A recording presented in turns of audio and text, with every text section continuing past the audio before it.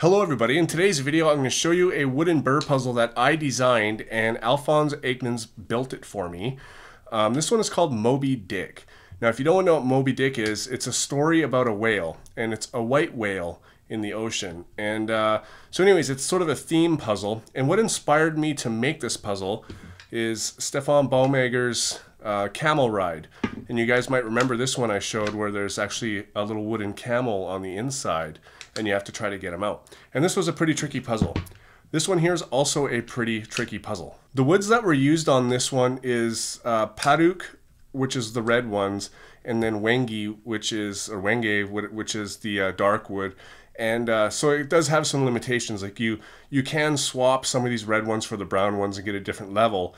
But if you were to want the brown ones all together, there's only one unique solution, which makes this a really good puzzle.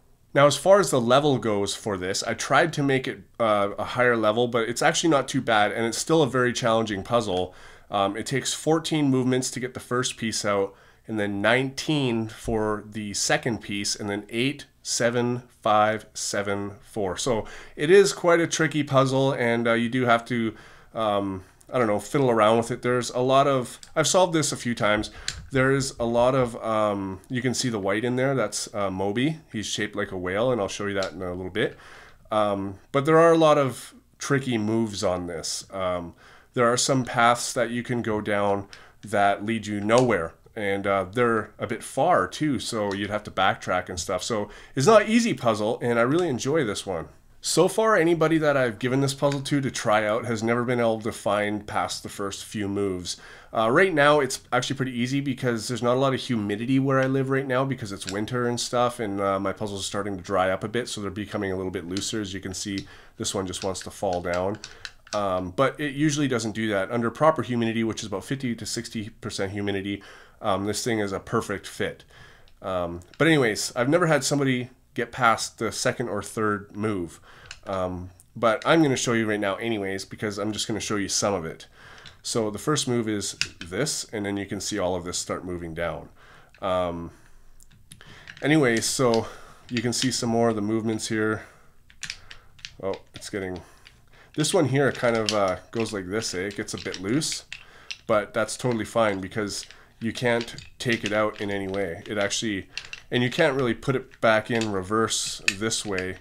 It just won't allow it, so it's obvious that it has to go this way.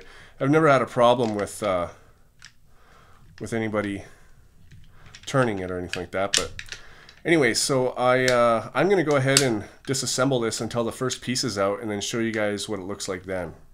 Alright everybody, so as you can see, I've got the first piece out, and now you can really see Moby inside the puzzle here. You can't really see the shape of him too much yet, but he's the white piece right there, and this is sort of what it looks like when the first piece comes out of the puzzle. As you can see, it moves around quite a lot, and this is the piece right here. And I gotta say, Alphonse did a fantastic job at doing this. It looks like even the inside pieces are waxed and everything, so very, very impressive. But anyways, that's it. I will show you what it looks like after the next piece comes out. Alright guys, so as you can see, I've taken the second piece out of this puzzle, and this piece here is still super floppy, but it is not in any way going to be able to come out of there, which is really good. And everything else is very, very stable on the puzzle.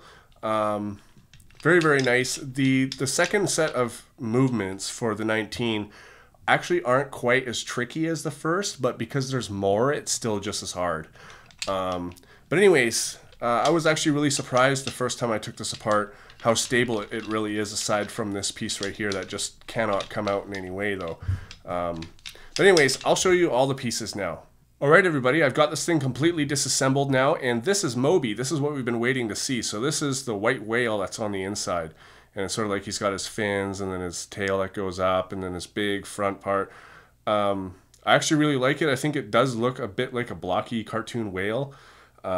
But anyways, that's Moby, and you can see that Moby's a little bit red in some places. It's got a little bit of a red tinge to him. And I chose this wood with this wood because for some reason Paduk seems to bleed a little bit and maple seems to absorb a little bit. So when they're moving around each other, he actually gets this bit of a rustic look to them, and I really like the way that looks. I did the same with my cross-out puzzles as well. So let's go ahead and take a look at some of these pieces. This is just a standard kind of uniform looking piece. This is almost the same, except this piece came here. And then we've got almost another one that's identical, except for without this piece. This is sort of another uniform piece. It's kind of the opposite of this one, as you can see. And this one here looks pretty cool. It's sort of like steps that go up. And because I designed the pieces this way, it's able to go together in only one way, which is really, really nice. And this piece is pretty cool. It's almost like this piece jumped out of there and went into here. But so that's a nice piece as well. Here we have a similar piece as the one we had before, except for one piece there. And here we have a hook piece. So this piece can actually get hooked in underneath parts, as you can see. And so that looks really nice. And this wasn't cut out. That's just another piece that's been kind of glued on. You can see the seam there. Here we have a pretty cool looking piece. Here's a double hook piece. I think we have, oh no, that's the only double hook piece. But this one here doesn't seem like it's been glued on. It actually looks like it's been cut out. And I'm not sure why it was done on this one but not the other ones, but really good job at doing it, I can say that. This one here, it's got one hook, and this one's been glued, as you can see, right? It's got a glue mark there, but this one doesn't, so I don't know why. I don't know why that is. Maybe because it got screwed up and he fixed it, but this one he didn't screw up. I'm not sure. Anyways, they work perfectly. And then here we've got this piece. I really like this piece with this big block on the end of it. All right, guys, so this is the Moby Dick puzzle, and believe it or not, this can actually be put back together without Moby. So it's kind of like multiple puzzles in one. So I'm going to go ahead and put it back together without Moby and show you that. All right, guys, so as you can see, I've got it back together without Moby. And so it is possible to put these puzzles back together without the actual piece. But remember that the piece was designed, like the whole puzzles, all of these pieces I designed to fit around this. So now there's a lot of empty space in there. So it's not as high as a level. The highest level that I can put it back together without Moby is 13. And it was very tricky to put it together. Everything, you had to really balance a lot of stuff. And there's also 177 different solutions to put it back this exact same way, so all of these match and stuff like that. Without this, you add this into this equation and it becomes one solution. So that's pretty cool. Anyways, guys, I just wanted to share that with you. This is my puzzle Moby Dick. So thanks for watching, guys, and I'll see you on my next video.